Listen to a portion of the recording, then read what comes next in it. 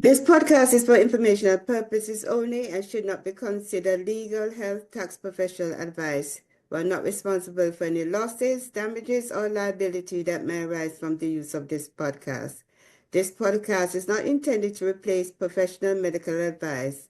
The views expressed in this podcast may not be those of the host or management. This podcast may contain adult themes, so parental discretion is advised. So welcome to Modern Titus Two Women podcast, and we're thrilled to welcome Angelina Mahika, founder of Empower Her Steps. As a certified family life educator, life coach, and consultant, Angelina has dedicated over a decade to empowering families and women in her community. Today, we're tackling a challenge that many organizations face, that is bridging generational gap in the workplace. So join us as we explore strategies for fostering mutual respect, breaking down stereotypes, and building stronger, more cohesive teams in today's multi-generational work. So welcome, Angelina. I really Oh, thank you. thank you for taking the time out of your busy schedule to speak to us on such a very important topic that affects all of us at some stage or point in our lives. Yes, Lorna, it does. And I feel that every day in any relationship that I step into. There are the generational uh perspectives that you have to take into consideration for sure. So yeah, I'm excited to be here. I'm honored. I'm blessed. Uh, so yeah, is there anything as far as my credentials? I'm Angelina Mahika. I am a certified family life educator. And the founder of Empower Her Steps, which really works with women who are trying to reach career goals or trying to reach personal life goals, relationship goals. And so I work with women to help them understand their identity as they create these goals and how it can empower them to get Okay, there. awesome, awesome, Yes. awesome. So, so what are the most common misunderstanding you observe between different generations at workplace, and how can we best address these misunderstanding? One of the things I have noticed is that in working, because I work with a lot of, different generation, because I work in an educational environment. And Mhm. what I've noticed is that for each different group, you have things that are unique, like the baby boomers, like in my instance, we tend to be very dedicated, very loyal. We stay with the company to 20, 30 years, 40 years. But the Mhm. other generation, they tend to skip as they get something else, they go to another job, the loyalty isn't there as much. And with technology and all that. So it's interesting to hear your perspective on it also. Yeah, absolutely. And I could agree with those things as well. So I'm identify as a Gen X, and I know being under the influence when I stepped into those workplaces, being under the influence of baby boomers or boomers, who really helped guide my work ethic. A lot of it was, work first. It was very compartmentalized work and life balance. I mean, there wasn't much of a balance. It's like when I'm at work, I'm at work. That's my focus, and I keep my private life to myself. What I've seen as far as the generations that are coming after me, your millennials, your Gen Zs, are there's more of a meld between the two. You definitely see them bring their personal affairs or just personal perspectives into the workplace. Millennials like a lot of collaboration, a lot of the social aspect of teamwork in their job perspectives, whereas Gen Zs like things fast and furious. They utilize technology, and they also want to like get in and get out. I want to do my job and then I want to get out so I can go go live my life. That is so true. That is true because with technology, even the case where persons are doing hybrid job or Mhm. remote, sometimes when you call them, They will answer the phone. They answer the phone. They answer and they they FaceTime you, and they're in the mall or something, and they can find somewhere a coffee shop. And if you have a meeting, they can sit inside and have a meeting, have the meeting. Hmm. Like, you know, Hmm. They do. yeah, They do. yeah. Yeah, and so I also like some of the gaps in that is the way communication is given and received. From my perspective, from what I've seen as a leader. I may be more of a direct communicator where I'm like fact oriented.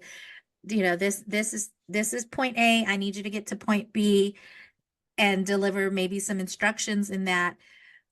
And it may come across to someone that isn't of a like mindset as, wow, okay, is she upset with me? Is she not upset with me? And there's a lot of assumptions. They don't ask a lot of questions. They just kind of run off of assumptions. And I think that may be a gap in itself. And then also too, um, the way it's communicated. So what I've seen is the younger generations like text messages Oh yes. as opposed to picking up the phone and having a phone conversation. And because that can be received as, well as she's calling me, so I'm in trouble, like, and that's not the case. I prefer to talk to you so that you can hear the tone behind my questions, or whatever the conversation needs to be. I'm not going to type a paragraph in text message when I can give that communication verbally, and that way you can ask your questions and we can have a conversation. Yes, you're so true. Yeah, you hit the nail on the head with that texting thing. Because sometimes my granddaughter comes and spend the weekend with me, and she's in the TV room and I'm in my bedroom, and this girl is texting me, and I'm like, "Why are you texting me? We're in the same place. We're in the same space." Yes, yes. So true. That's so true about that. So, how do you believe generational differences impact team dynamics? And what are some ways to turn these differences into team strength? Yeah, I think that they bring a lot of strengths to the team because, again, coming from a perspective that was highly influenced by the boomers, where it was like you come to work, you clock in, you're in your office, you're working. I think that the dynamics that they bring are different ways to look at work. And it can be very positive. It can be uplifting to teamwork and team values. And so what I've seen is with your millennials, they like to gather, they like to congregate, in either a conference room or just kind of be in the same area. And so they're working in a common area, and you'll hear people talking and chatting, but they're also getting their work done. And so I think that helps bring more of a social aspect to the workforce, more of relationship building to the workforce. And then your Gen Zs who have grown up in this hybrid type of workforce, because of the things that have happened in the past with lockdown and in Right. the pandemic and all that, Mhm. but they know how to utilize technology, and so they use that to their benefit because everyone wants to work smarter, not harder. That's the phrase that's used. And it allows for more flexibility in doing life out, and not always being tied down to a desk to get work done. Right. That's Yeah. so true. That's so true. And um, I find when working with these different groups that I learn a lot. Because Mhm. I said I'm a baby boomer, so I learn a lot from them when it comes to technology. That's one thing in interacting with them. You get to learn, you Mhm. know, in your own time, you don't feel overwhelmed. And if you ask them 6 different times, they're gonna show you the 6 different times, you know, and that's what I like about them. They're willing to share the technology and you feel They like you go along with them, you keep up with all the technology with them, Yeah, yeah, they love to share technology. They love to share their insights and their tools. And I love it. I know that what is it? AI is something that's starting to generate a lot of movement in the workforce and just, helping get things done. And that's a tool that was shared with me. And I love it because it helps me put together an email, and it can be a very generic email, but I can just like copy and paste that into my emails and just update what I need to update. And it doesn't take me forever to come up with what I need to Constructed. say. Yeah, construct it Mm-hmm. or anything like that. So I love Mm-hmm. I love that they're so innovative in the use of technology and bringing that to the table. And then also too, I mean, they have a different way of looking at work from, different from my perspective, and I love to learn that. And they're hungry to learn, and mentorship's another thing that they strive for and they're hungry for. And they want to learn. They want to be good at their job. They want to be better at their job.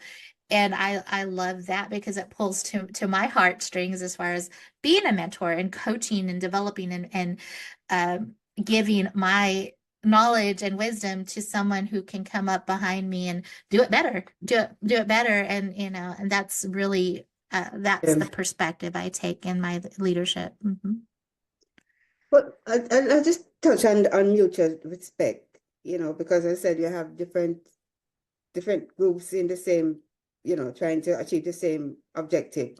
So what strategies have you found effective in fostering mutual respect and collaboration among diverse groups in the workplace, in your Yeah, experience? yeah. So the mentorship and the coaching is a way to build relationships, professional relationships and understandings, because you get to pull someone in and you get to ask them questions like what are they looking for in their career? Because what I see too in these generations is they'll come in, they want to gain the experience so that they can move on to something, that's going to offer them more, or wherever their career goals are. And so you have to utilize those 2 to 3 years that you have with them to really develop them and get to know them and impact their career path as well. And so that's where the respect is built, is in those relationship moments, and using mentorship, using coaching as the opportunity to help develop these young minds and young people so that they can go off and create for themselves in other places, or if it's entrepreneurship, whatever the case may be, and be good at it. Mhm. It's interesting that you said that because I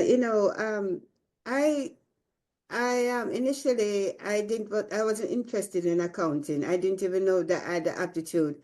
And when I went to a particular organization and the accountant gave me some things to do for him, it was overwhelming. And he gave me some things to do, and I finished it so quickly, and I didn't think of anything. And he says, Laura, you should really go and pursue your degree in accounting because you're very good at numbers. You just get this thing. You're very detail oriented, and you dive into to the information, and you can extrapolate stuff quickly. Yeah. And I didn't know that I had that skill set until he brought it to my attention. So as you correctly said, mentoring is very important. Somebody's seeing something in you that you don't even know you have. Yeah. Yeah. And I And think that's important too, because being able to really observe the strengths that people you're leading have, and highlighting those as well, because it could lead to a different direction in their career than what they originally set out on. And it's helping them, and those are the tough conversations. It's having that open communication and feedback, that dialogue, that professional dialogue between each other to really understand, okay, I know that you're doing this in your career, but you're also struggling at it. Where's your passion? What are some of the things that interest you, and help guide that career move for them as well. Okay, then why are you doing this if you're passionate about, I don't know, photography? Why would you be doing social work? Things like that. If right, it's those things. And so um right, I think having that helps build that respect as well. And professional relationship is having those honest communications, conversations, things right. like that. I think you sort of touched on this when we first started to speak. in it says from your experience, how do generation and attitude to work towards work-life balance differ? I think you sort of touched on it, but if you want to expound on that. Yeah, sure. So, like I said, for me, when I first entered the workforce, it was all about working. It was all about working harder mentality so that I can get recognized and, grow in whatever profession I was in at that time and gain that uh, promotions or whatever it is that I was seeking out for. And that's not the mindset of the younger generations today. They want to come in and yes, they want to learn and gain experience, but they're also okay with stepping out of a job within a 2 to 3 year time span to step into something that is going to offer them that next position or whatnot. And they want that balance. So they want to come in, they want to work smarter, not harder. They want to come in and get the job done so that they can enjoy their life. They're okay with using their sick time. They're okay with using their paid time off. I know that for me, I would bank that. And I had to, I had to look at myself and go, girl, go take some time off because you're going to burn yourself out. And I think they have more self-awareness in their early years stepping into their career than probably I did stepping into my career at that age where they're going to use their time. They're going to take their vacations. They're going to come in and do their job and they're going to be okay with leaving their job at the designated time to leave it to go and enjoy their weekend. They're not going to stress over it. I think that's what I've seen is that they really Yes, do pull pull that as an importance in their work-life balance. yes. In fact, I think I've seen something at work where we now have something on the email that it is said that you even if you send the email, it's not going to go to the person until until the Monday. Mm-hmm. Mm-hmm. And you have, they have quiet time on your phone. Those of us who have company phones, there's quiet time that after 5 o'clock the phone doesn't really ring. It goes into voicemail or something else. And if you want to pick up the voicemail, you pick it up and look. Yeah, so Yes. yes. That takes us into the segue now of the influence of technology on the different generation, the different groups, the influence of Yeah. technology. Hmm. Yeah, I mean, honestly, I remember when computers were just coming out, when I was in high school and computers were the new thing. I, and now, I mean, everyone has a computer. They know how to work and operate a computer. I mean, so much so that handwriting, like writing cursive, which Oh was yes, which was something penmanship, that we learned in, penmanship. Yeah. Hmm. primary, grade school, whatever, Hmm. um, is not so much a priority now. I think that some schools don't even teach that anymore, Mm-mm, but mm-mm. it is learning. I mean, they're on notebooks and they're on laptops and they're utilizing the apps and the everything they can to use technology to in many ways in their work. I work in social work, so we see the voice recordings, we see the dictation apps and tools that they use to help transcribe notes and documents and things like that. And it makes it easier and more efficient. And again, less time that they have to sit there and read notes that they handwritten to transcribe into their case files or whatnot, and they're in and out. They're able to get their notes done, get it, and clock out and go enjoy that happy hour, whatever it is that they want Yeah, to do after work. Yeah. yeah, yeah, yeah. The technology is really a a big chunk of what's going on with the different generations, and Hmm. and how, as I said, some of the some of the different groups embrace it. But as I said, a lot of a lot of them grow up with this with all these technology. They get a tablet as they can, as they can sit up properly. They get a tablet and Yeah. they're watching all kind of things on it, and they know what to punch to change the station on the television and all of that. They learn quickly. I have two grandbabies and exactly tablets and you give them a toy or the remote control to the television and they want the remote control like so they know that they have control over that technology. They know how to utilize it and they learn very fast. Very fast. And, they're not timid, they're not afraid of anything, they just jump in.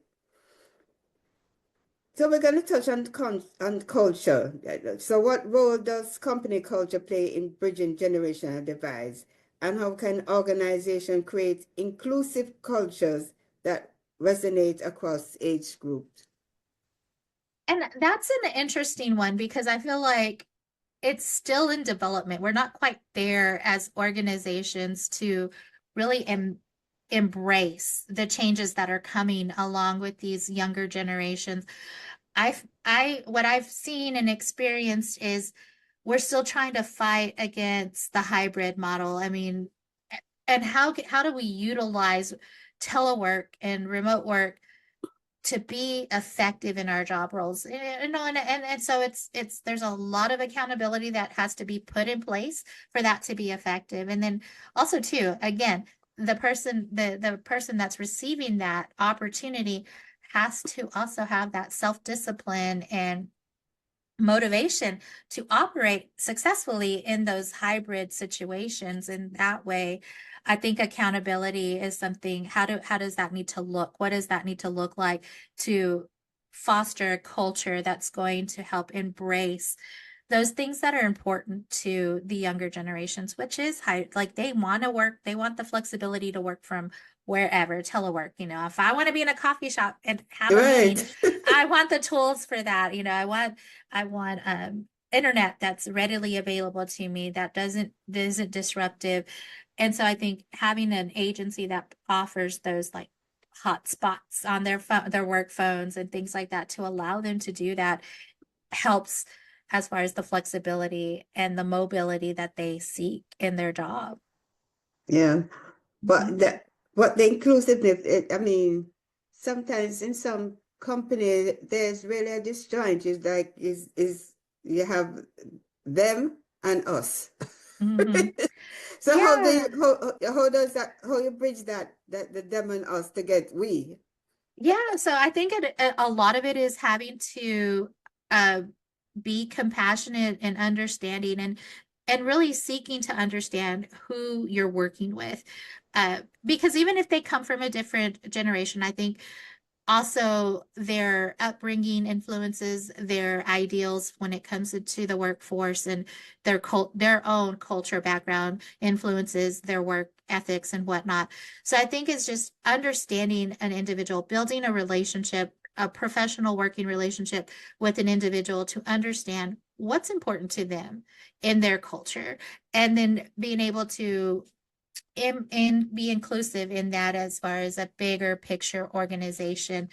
Um, but also too, just in even your small dynamics, you're going to have your small team dynamics, you're going to have a culture within there. So I think it starts there and then it just kind of expands out into the larger picture. Um, but yeah, just understanding. I think it goes back to that question of respect. How do you build respect? How do you build influence in your teams with your younger generations? And I think being able to build that relationship and the understanding of who you're working with, what is important to them, what value do they bring, and how do I help recognize those strengths? That helps build a culture of inclusivity so that they can feel relaxed and feel Mhm. accepted and wanted and valued. And they feel like they belong. And if, the Maslow's hierarchy, if you belong somewhere, I mean, that's the basic need, and Mhm. everybody wants to belong. And if you Mhm. belong, you're going to be more productive. You're going to be more effective at whatever work that you're doing. I think the tone at the top, the management tone of management as a whole, senior management and the Hmm. persons who run the company, the tone that they set is going to drive everything else under it. So if you're in a culture where they say, "Oh, I'm not going to be spending any money, sending certain persons because they're going to soon retire. We're not going to be spending the money to send them to training, you know." Hmm. Yeah, and Only, that it, yeah, yeah. Yeah, so the tone, yeah, so you because they want to feel valued in their right, workplace. And so yes, that definitely that tone is important. Um, and how it's communicated is important too, because they have to feel like they're valued, they have to feel like they belong and that they're wanted there. And right, I think that's how we earn the loyalty, because right. I know in in the past it was kind of like, no, I want this job. But if you think about it, upper management did those things for our boomers. Gave good pays, and they gave that recognition, and they earned the loyalty because this company is doing well for me. I'm going to stay here and I'm going to stick to it. I think we've lost that somehow, some way. I don't know.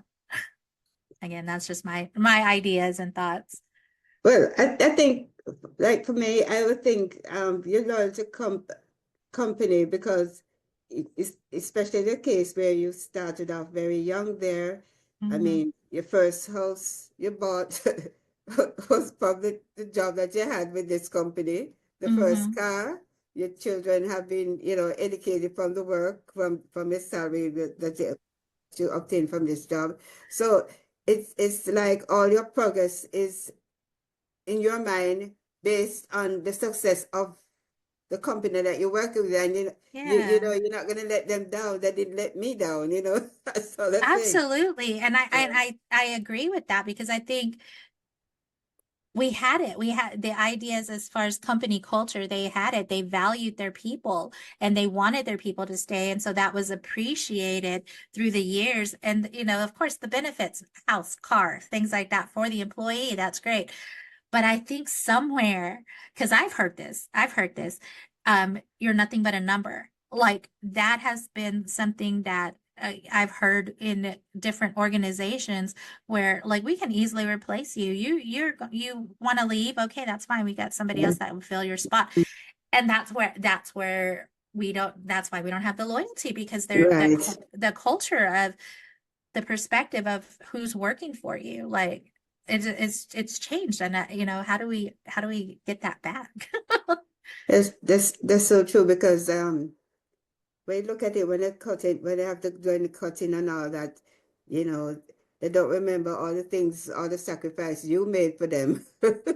But by the time they come to cut, they're gonna cut you anyhow, and you have to find something else to do. So I suppose people have become used to that, and they just don't feel like they want to be loyal to anybody anymore after some in some cases you that aren't able to pay you overtime, and you work anyhow to get the job out for them, and now it's time to cut, and you're gone. So I Mhm. think that has a lot to do with it, the high turnover and all of that. Is people aren't staying anymore to any job for 20 years anymore. That's not I happening. Yeah, I agree. I think it's fostered this idea of I've got to look out for myself, because the Yes. company is not going to look out for me. I've got to look out for myself, and they will. Hmm. That's why you have people that'll come in, gain the experience so they can put it on their resume and go find another job that's going to offer them twice as much as they were being paid with their first company.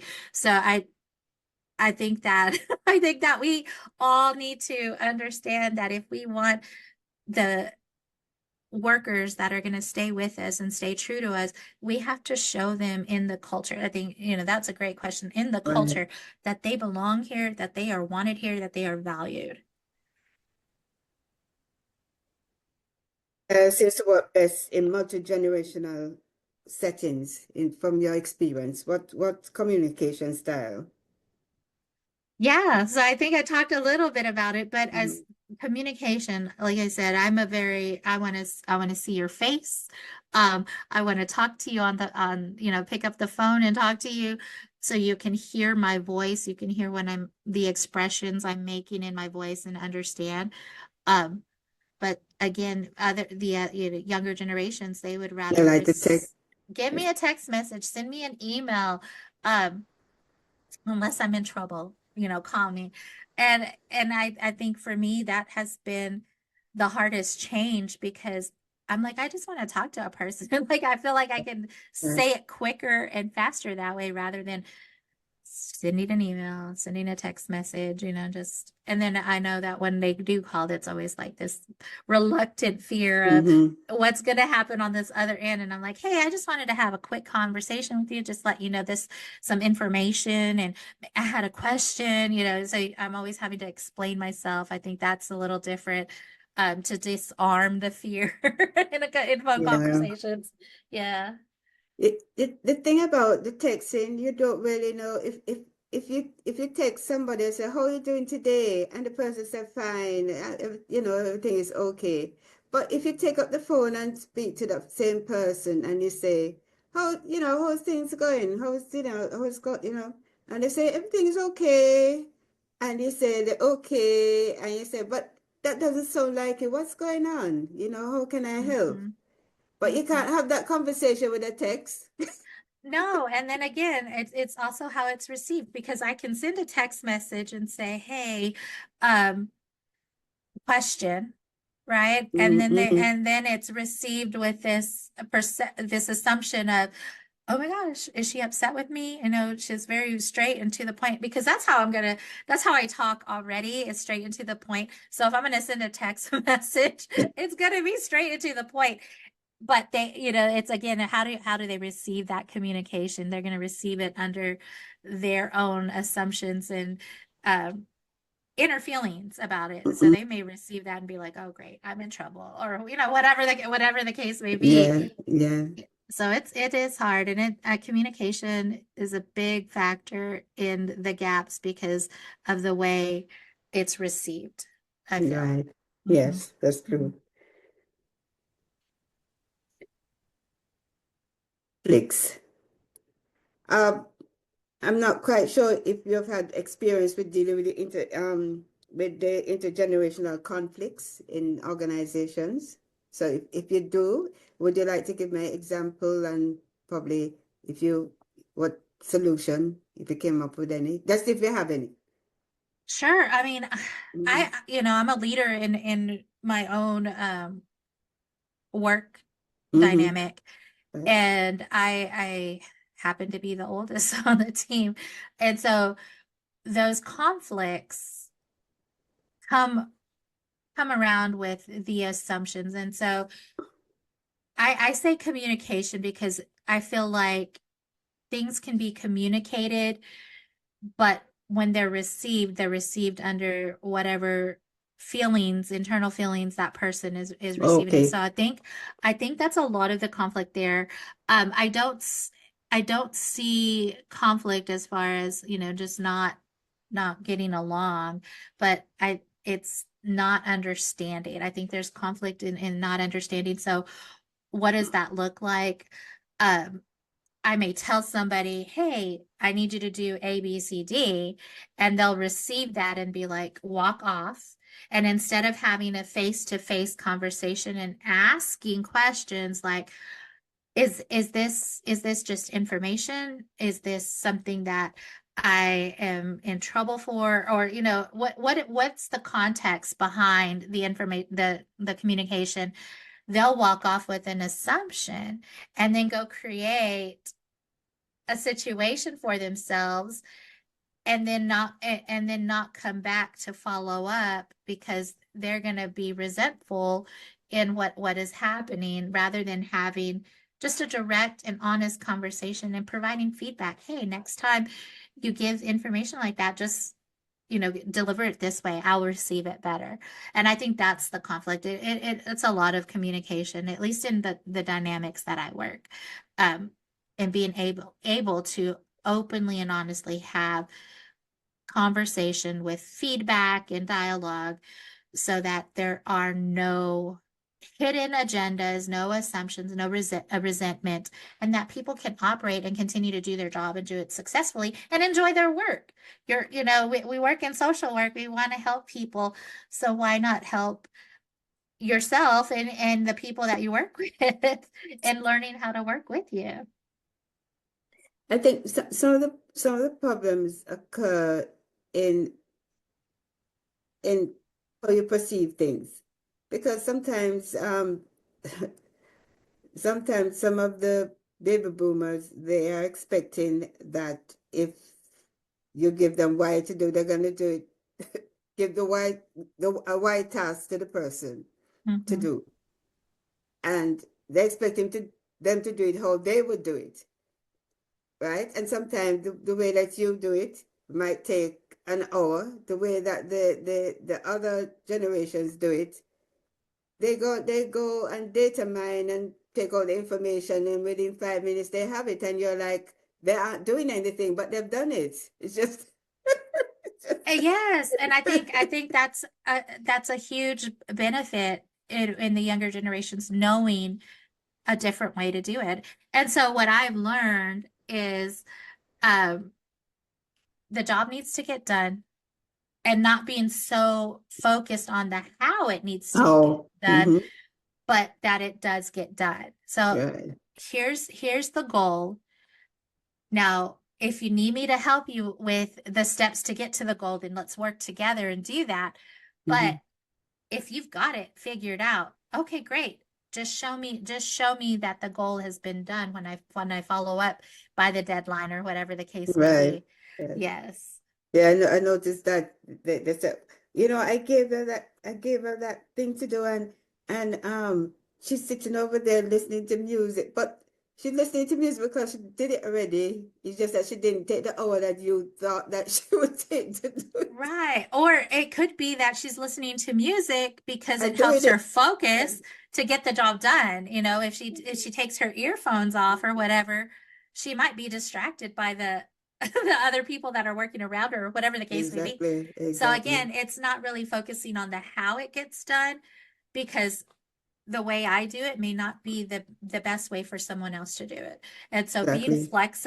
being flexible in that aspect, but just remembering the end result needs to happen. This is the deadline, so let's get there together and giving them the room to build that path for themselves, I think is helps too. Yeah. Yes, that's so true. Yes. So let's talk a little about the career development and advancement. How do you think generation attitude towards career development and advancement has changed, and what does it mean for career paths today? Yeah, I think it's aggressive. I think with the younger generations, like I said, they want to jump into a situation, get some experience, build their resume, and then jump out into the next opportunity. And so that's what I see. It's just the hunger to get there faster. Those immediate results is definitely a priority for our younger generations. Yes, yeah. Whereas if it were me, we worked under that notion of I'm going to work really hard and just hope I get recognized so that I can be the next person in for that promotion when it rolls That's true. around again. But the younger generations have learned to voice that Yeah, this is what I want. And yeah, so I'm gonna do what I need to do to build the skill set to get there. And either it's with this company or it's not, but yeah. I'm gonna build the experience for sure. And I'm gonna Right. take that experience with me for that next opportunity. So it's very Okay. That's aggressive. Yeah. yes. Now, how do you view the future of remote and hybrid work in relation to generational differences? And how can organization accommodate varying preferences? I think it's already here. I think that is already, and I think we had to do it by force a few Yes, year a few years ago, but it really has opened up a different perspective for companies to really understand that work can be mobile. It can be, there can be different way. Again, it's not how, but it's the goal, right? And that's what's important. So I think hybrid and telework has opened up just a different opportunity for the how the work gets done. So I think it's gonna continue to grow. I think that some types of organizations are going to realize that this can be very beneficial as far as budgeting and whatnot. And then there's going to be some organizations where it's like if you're in a community, um, workplace that is very involved in the community, then you're going to have to be in the office because you can't be in the community and be at home. Like it just, I think there are going to be work people that organizations that help people understand where that's going to be most effective as opposed to not effective at all. As you say about remote and budget, that's so true because that workspace that persons used to occupy, they can use it for something else now instead of building another building to do the same thing. They just send people home and take that space and use. And they don't, Absolutely. yeah, they don't have the overhead for light and water and all other things, lunch and all that. They don't have all that overhead. So I think that it's good for them. Some persons, like as you said, some persons have to be in the office because, as you said, the customers need face-to-face contact. So Hmm. remote, yeah. So this is our last question. The time flew so quickly. Oh my Yes. goodness. So looking ahead, how do you envision the evolving workplace culture will impact the generation divide? What changes do you think are necessary for the future? I think inclusion is definitely a change. A culture that embraces our differences is needed in order for people to feel valued and belong in an agency. If you want to retain workers, because you hear high turnover, and that's in every Mhm. job aspect that I've looked at. Um, if you really want to retain those employees, you've got to value them. You've got to appreciate them, and you've got to show them that this agency is not just here to meet end goals, but actually here to invest and in the development of their employees. I think that aspect needs to come back into the workforce. But I think technology is going to allow it to also evolve. It's going to allow it to be innovative. It's going to allow flexibility, mobility, and just a different outlook of how work can be done and goals still be met. So thank you for joining us and being part of the inspiring conversation with Angelina. As she reminded us, each generation brings unique strength, experience, and ideas to the table. And when we learn to listen, respect, and collaborate, we unlock the true potential of our teams. So, Adelina, we want to thank you very much. And if you can use this opportunity to let people know how to get in touch with you, and if you have any freebies or anything, you can let our listeners know. And I will also put it in the narrative for the podcast. Absolutely. So if you're interested in getting in touch with me, I'm Angelina Mahika on Facebook, Angelina Mahika on Instagram. I'm very easy to get in touch with. Fine. I have my own podcast called Good Morning Minute with Angelina, and that's on all those social platforms, Spotify, YouTube. Have a website, angelinamojika.com. I offer coaching, life coaching, workshops, education. And then I have a conference for Empower Her Steps that will be virtual conference launching in June. So just look for that. It'll probably be on Facebook and YouTube. All right. Yeah. So thank you so much. Thank you.